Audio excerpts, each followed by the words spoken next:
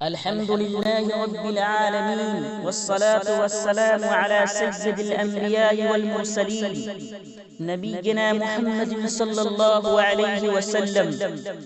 أما بعد، فأعوذ بالله من الشيطان الرجيم. بسم الله الرحمن الرحيم. وعاشروهن بالمعروف.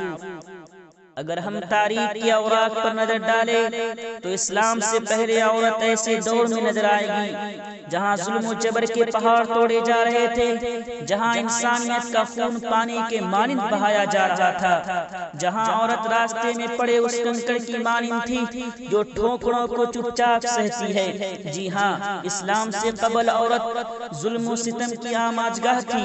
دنیا کا کوئی ظلم ایسا نہیں تھا جو ان پر روانہ رکھا جاتا ہو۔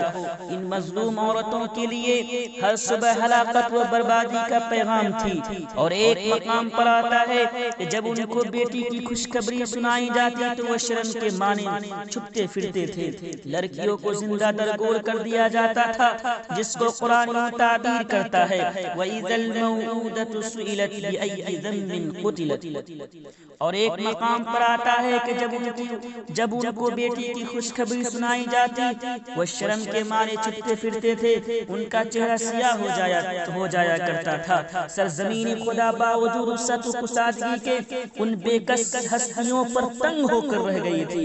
ایسے فتن دور میں اسلام کا آفتاب فاران کی چوٹی سے طلوع ہوا، اور اس کی نورانی کرنوں نے دیکھتے ہی دیکھتے سارے عرب کو بقائے نور بنا دیا، فتنہ و فساد کا سرچشمہ خشک کر دیا۔ جو عورت اپنی شرافت و کرامت کو گم کر چکی تھی اور پستی کی انتہا تک پہنچ چکی تھی، تو اسلام نے اسے پستی سے اٹھایا اور عروج ثریا پر پہنچا دیا۔ کل جس کے حقوق پامال ہو رہے تھے، آج اسے حقوق مل رہے ہیں، اور دنیا نے دیکھا کہ اسلام کے دروازے کی چوکھٹ پہ کھڑا اسے انصاف دلا رہا تھا۔ میری پیارے بہنوں، اسلام اگر عورتوں کو حقوق نہ دیتا تو اسلامی تاریخ میں کوئی صحابیہ، کوئی عالمہ، کوئی مفسرہ، کوئی محدثہ پیدا نہ ہوتی۔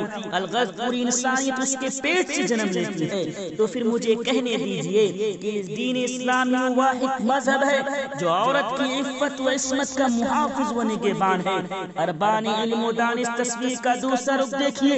آج حقوق نسواں کے جھوٹے علم بردار آزادی نسواں کے پرفریب نعرے کی آڑ میں عورتوں کو بے راہ روی اور بے پردگی کی دلدل میں دھکیلنا چاہتے ہیں، اور یہ باور کرانے کی کوشش کرتے ہیں کہ عورتیں اگر گھروں سے باہر نہ نکلی تو معاشرے میں ترقی ممکن نہیں ہو سکتی۔ ہوس کے پجاری مردوں نے ہر دور میں عورت ذات کا استحصال کیا ہے۔ اسلام نے عورتوں کو گھر کی ملکہ بنایا، بازار کی پڑی نہیں۔ اکبر الہ آبادی نے کیا خوب کہا تھا، تعلیم لڑکیوں کی ضرورت تو ہے مگر خاتون کھانا ہو بازار کی پڑی نہ ہو۔ معاشرے نے عورت کے حسن کو تماشا بنا دیا، جبکہ اسلام نے اسے زینت کا شاہکار بنایا ہے۔ ہمارا دعویٰ ہے کہ دنیا کے کسی مذہب اور قانون نے، کسی تمدن اور کسی سوسائٹی نے عورت کو مقام نہیں دیا جو مقام عورت کو اسلام نے دیا ہے۔ آزادی یہ نہیں کہ عورت بے حیا ہو جائے، آزادی یہ نہیں کہ عورت بے حیا ہو جائے، فیشن یہ نہیں کہ عورت بے قبا ہو جائے۔ اسلام ہی سب کے لیے روشنی چراغ ہے، روشنی یہ نہیں کہ عورت بے حیا ہو جائے۔ وآخر دعوانا الحمدللہ رب العالمین۔